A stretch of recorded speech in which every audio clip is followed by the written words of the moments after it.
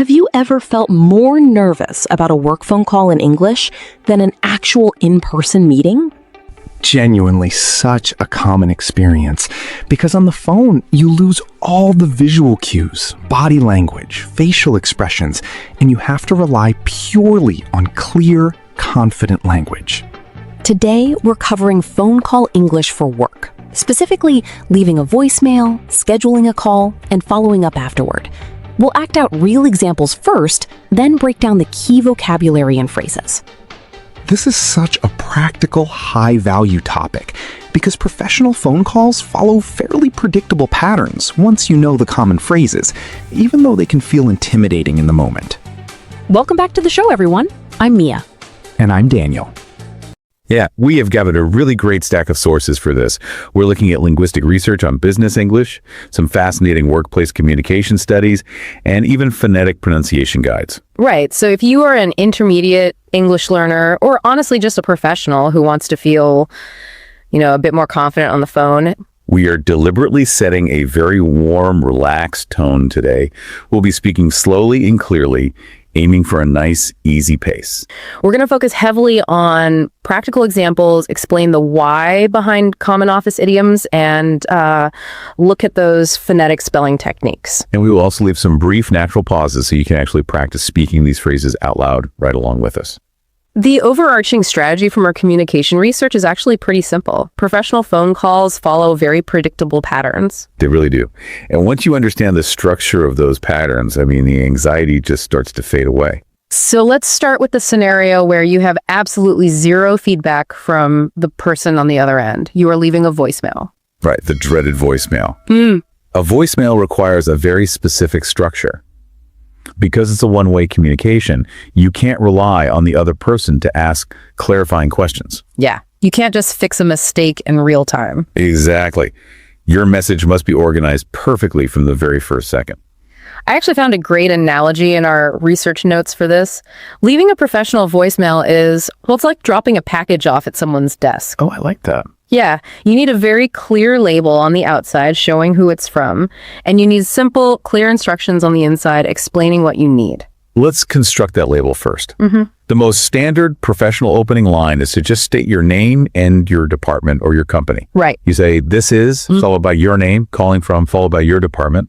For instance, this is your name, calling from the accounting team. Let's pause for a second here. Try saying that out loud right now, just using your own information. This is your name calling from your department. That's great. And the psychology of that opening is so important. That's so. Well, when people listen to a voicemail, they often feel a slight cognitive strain if they don't immediately recognize the voice. Providing your name and your context right away completely removes that strain. Oh, that makes total sense. They know where you fit into their professional life before you even start talking about your actual problem. Exactly. So the label is on the package. Now we need to look at the instructions inside. And this brings us to a very common office idiom from our sources. Yes, the phrase following up on. Right. In business English, you rarely say, I'm calling about the budget report. Instead, you say, I am following up on the budget report. Looking at the linguistic notes, the reason for this seems to be entirely about managing the other person's stress level. Yeah, it really is. If I say calling about, it sounds like a brand new issue, like more work just landed on their desk.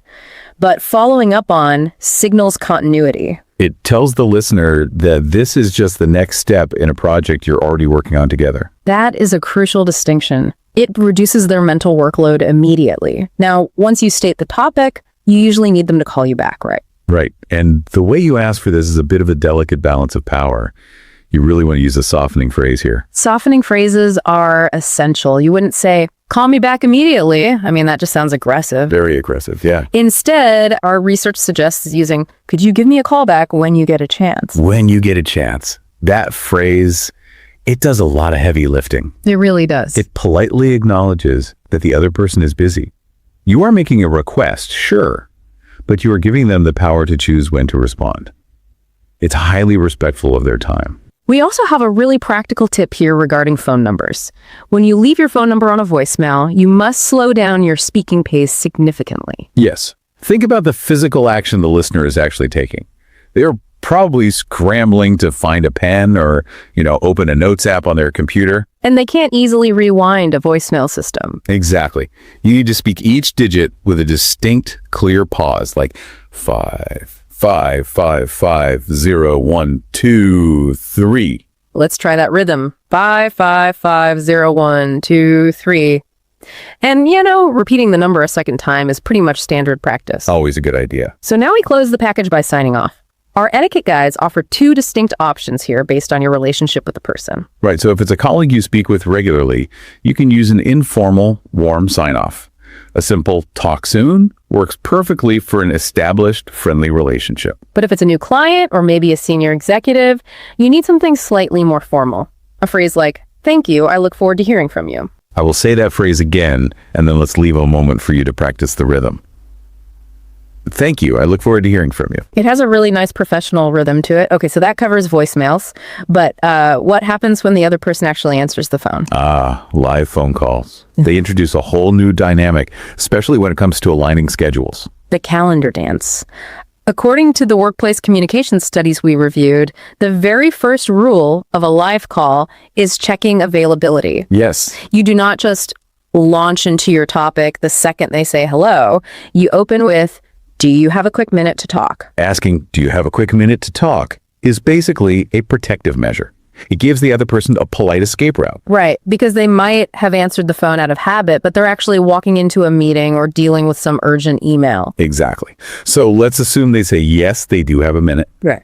But you realize you need to schedule a longer meeting for next week. You shouldn't just say, "We need to meet next week." That's a bit too direct. Right. You use a polite proposal. Would sometime next week work for you? The phrasing "work for you" is very intentional. It shows that you aren't assuming your schedule is the only one that matters. But I want to push back on this scenario a bit, though. Okay, sure. Because this is where the anxiety really hits for non-native speakers. Let's say I ask, "Would sometime next week work for you?" And they say, "No, next week is bad. How about Tuesday at 2?" Right. Now I have to look at my schedule. I have to minimize my windows, open my calendar app, check my meetings. And on a phone call, this creates dead silence. Oh, yeah. Silence is terrifying because I feel like the other person thinks the call dropped or that my English just failed and I don't know what to say. That is such a common experience. Silence on the phone feels incredibly loud. In a physical office, they would see you looking at your screen, right? Yeah, exactly. On the phone, you have to replace that visual cue with a verbal one. Our sources call this narrating your actions. Okay, so how do we fill that silence professionally? You use a filler phrase. You simply say, "Let me just check my calendar." Wow, that is remarkably simple, but I can see how effective it is. Let me just check my calendar. It tells them exactly why you're being quiet. Exactly. And while you are looking at your calendar, you might see that Tuesday doesn't work, but Wednesday does. Right. So you can introduce another common office idiom here to propose the new time. You ask, "Would Wednesday at 10 work on your end?" Let's break down on your end. Oh. This is a phrase that comes up constantly in American and British business settings. It really does. On your end refers to the other person's specific circumstances or their environment. Oh, I see. It acknowledges that they might have constraints like time zones or different departmental meetings that you just cannot see. It's a very considerate way of asking if the time is feasible for their specific situation. That's great. So let's say you both agree on Wednesday at 10. The verbal agreement is done. But our business etiquette sources highlight a golden rule that must happen immediately after you hang up. Yes, the follow-up. You must send a calendar invite or a brief email summarizing the time. Because telephone calls are completely ephemeral. They literally vanish the moment you hang up. There is no written record. Right. If you heard Wednesday at 10, but they accidentally wrote down Thursday at 10, a calendar invite catches that mistake before it becomes an actual problem. It protects the shared understanding of the conversation. Now, moving along in our timeline, let's say you had that meeting on Wednesday. Now it's a week later. Right. You are waiting for them to send you some data and you haven't received it. The follow-up call. This is incredibly tricky to navigate. You want your data, obviously, but you do not want to sound like a demanding debt collector. No one wants to be that person. Right. So how do you ask for an update politely? This is where mastering office idioms becomes a true superpower. And the most important one for this situation is touch base. Touch base is just essential vocabulary for professional follow-ups. Think of touching base as a gentle tap on the shoulder. A gentle tap, yeah. It's a soft, informal way to reconnect. You aren't saying, I am calling to demand my answers. You're just checking in. A natural way to use this is to say, I just wanted to touch base regarding the data. Let's take a second for you to say that with us. I just wanted to touch base. Great. But once you touch base, you still need to ask about the specific documents. Right. If you ask, did you read my documents? It can sound a bit like a teacher scolding a student who forgot their homework. Definitely. Our sources recommend a specific softening phrase here instead. I wanted to see if you'd had a chance to look over the documents. Let's analyze the emotional heavy lifting of that phrase, had a chance. In business communication, especially in Anglo-American cultures, preserving harmony and saving face is very, very important. Saving face basically means protecting someone's professional dignity, right? Precisely. If they forgot to read your documents, a direct question forces them to admit a failure outright. But asking if they had a chance provides them with a built-in, polite excuse. Because it acknowledges that they are a busy professional. Exactly. They can simply say, I am so sorry I haven't had a chance yet, and the professional harmony remains completely intact. It's a brilliant way to be persistent without being aggressive. Now, let's flip the scenario. What if they did read the documents, and they are explaining the data to you on the phone, but their explanation is, well, confusing? Hey. Your instinct might be to just say, I don't understand. Saying I don't understand isn't necessarily wrong, but in a professional context, it can sound a bit blunt, or it might make you feel unconfident. Yeah. It can also accidentally imply that the other person's doing a bad job of explaining it. Right, which we want to avoid. Our communication studies suggest a much softer alternative. I wasn't totally clear on. One thing I wasn't totally clear on shifts the entire dynamic. Yeah. For example, I wasn't totally clear on the timeline. It frames the situation as a minor request for just a bit more detail, rather than a complete breakdown of communication. It takes the pressure off both of you. And usually when you ask for that clarification, the other person will likely need to look for the specific file on their computer. True. And they'll probably use another highly visual idiom. Let me pull that up. To pull something up just means to open a document or an application on your computer screen while you're talking. It creates a clear visual image. You are pulling the document up from the hidden folders of your hard drive so it's visible on the bright screen in front of you. Let me pull that up. A great way to build muscle memory for these idioms is to actually practice them in your daily routine. Oh, like how? Well, even if you aren't on the phone, just try saying, let me pull that up out loud when you open a file at your desk. That's a great tip. So we've covered the structure of ideal phone calls, but our sources also deal with what happens when the technology itself fails. Yeah, troubleshooting bad connections is a vital skill. You're in the middle of an important point, and suddenly the audio sounds like the other person is underwater.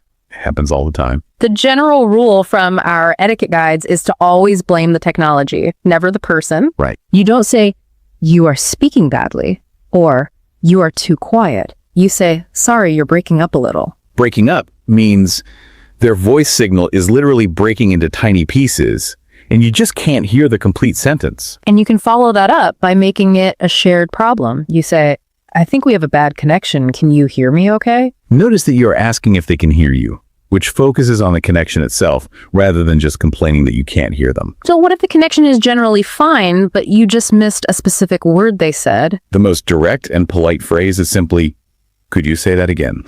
However, our linguistic notes point out a major flaw in digital phone technology.